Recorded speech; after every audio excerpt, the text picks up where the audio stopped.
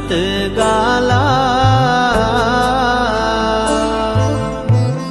දෙව් බඹු පාවා වැටියයි බුදු සමිඳු බාලා මිත් ගුණ දහර උතුරායන හදිනි ගාලා හිමි අලි වාඩින වාද ආරුණා දෙනෙත සාලා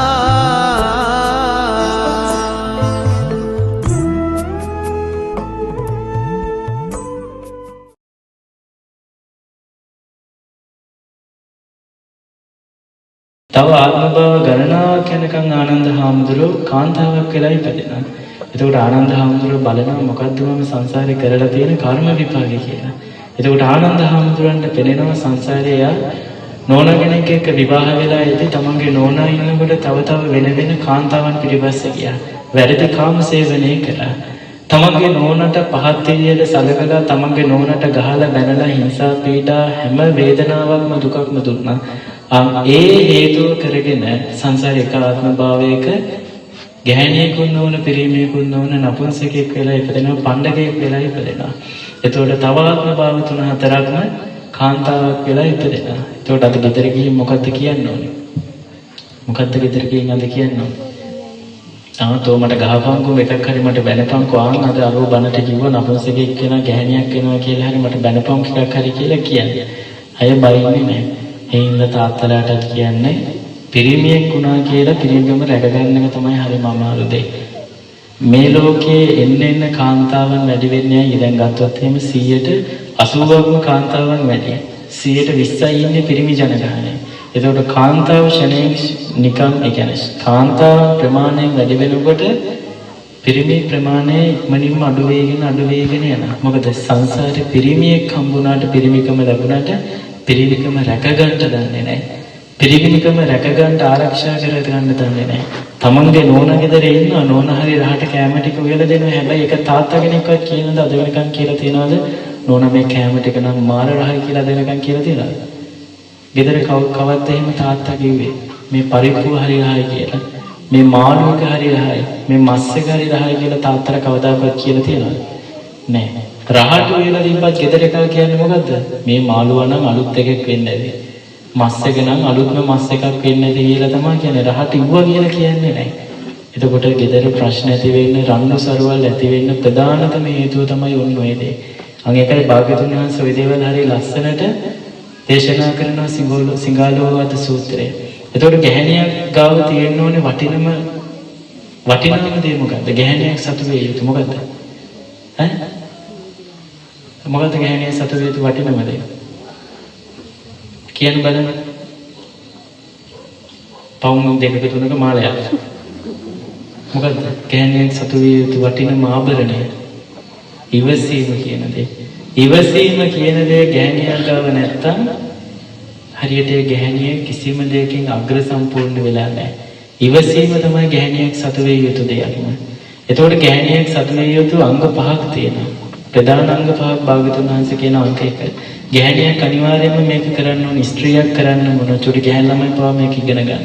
භාග්‍යතුන් වහන්සේ කියනවා කාන්තාවක් ගැහණියක් කියලා කියන්නේ ගෙදර හැමෝටම කලින් උදේ පාන්දරම නැගිටින්න ඕනේ. තමන්ගේ ගෙදර ඉන්න ස්වාමියා 7ට අවදි වෙනවා නම් තමන් අඩුම ගානේ 5ට 5:00ටවත් අවදි වෙන්න ඕනේ. ඊළඟ කාරණාව තමයි හැමෝම ගෙදර නිින්දට ගියාට පස්සේ අවසානයේ තමයි ගැහණු කෙනා නිින්දට යන්න ඕනේ. ගෙදර තියෙන ඔක්කොම දේවල් අස්පස් කරලා හැම දෙයක්ම ලස්සනට දිව්‍ය ලෝකයක් වගේ තියලා තමයි තමන් නිින්දට යන්න ඕනේ. මොකද උදේ අවදි වෙනකොට දිව්‍ය ලෝකයට ගියා වගේ හිත හැදෙනවා. උදේ පාන්දරම තමන්ගේ හිතට ලොකු සිසිලසක් දැනෙනවා.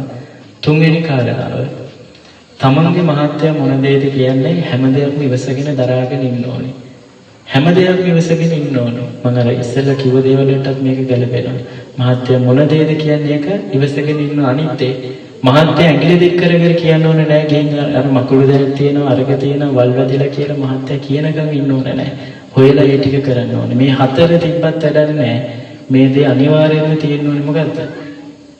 ගැහණියගේ කට හොඳ නැත්තම් ඒ ජීවිතේම නන්නත්තර වෙලාම යනවා.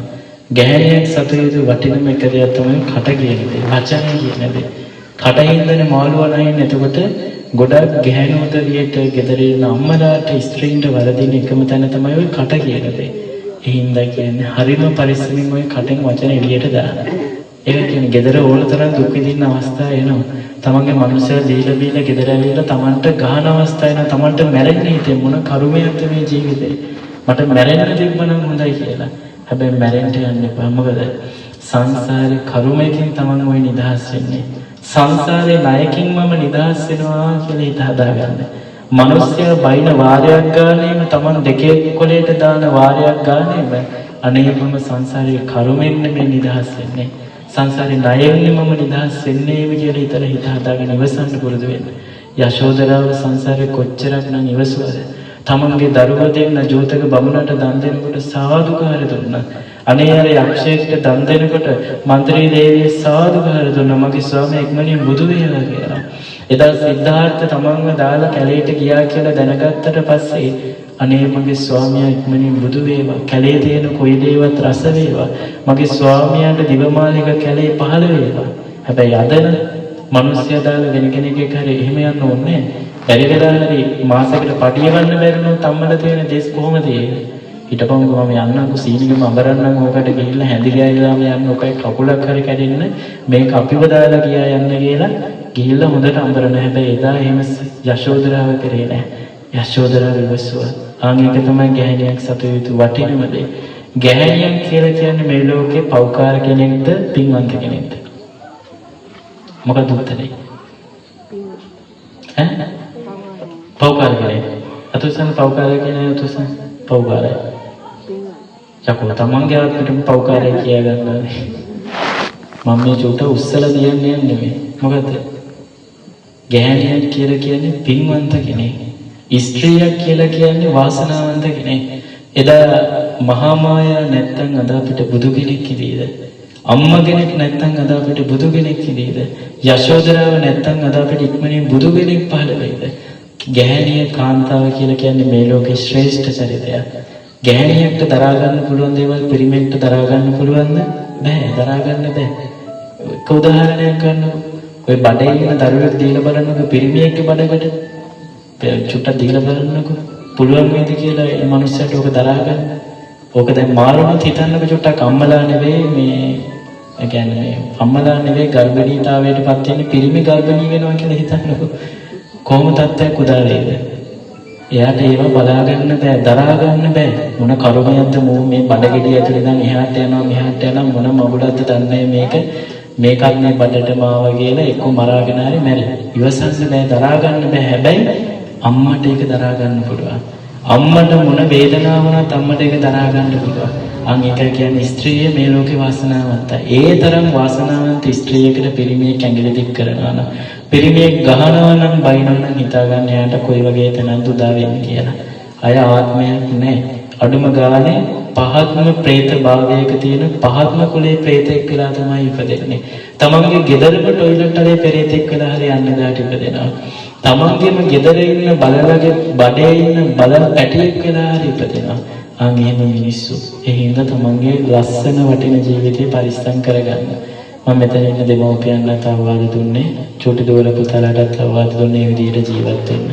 පුතාලට කියන්නේ නන්නත්තර ජීවිත ගත කරන්න එපා. කාලකන්ණියෙක් වෙන්න යන්න එපා. මේ ලෝකේ ඕනතරම් ඇවිදින්න තැන් තියෙනවා ඒ විදිහට හීන දකින්න. Tamanta දැන් බයිසිකලයක් ළඟ තියෙනවා නම් මම දවසක බෙන්ස් එකක් ප්‍රාඩෝ එකක් ලොකු වාහනයක් ගන්නවා කියලා හීන දකින්න මහන්සි වෙන්න. මහන්සි වෙන කෙනාට මේ ලෝකේ කරන්න බැරි දෙයක් නෑ. ඕන දෙයක් කරන්න පුළුවන්. ඕනම දෙයක් මේ ලෝකේ කන පිට ගස්සන්නත් පුළුවන් මහන්සිය කියන දේ තියෙනවා.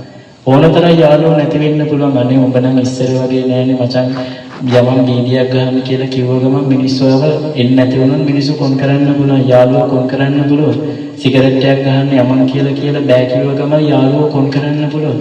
හොඳට මතක තියාගන්න තමන් හොඳ දෙයක් කරන්න යනකොට තමන්ව ප්‍රතික්ෂේප කරන මිනිස්සු තමන්ගෙන් ඈත් කරලම දානවා.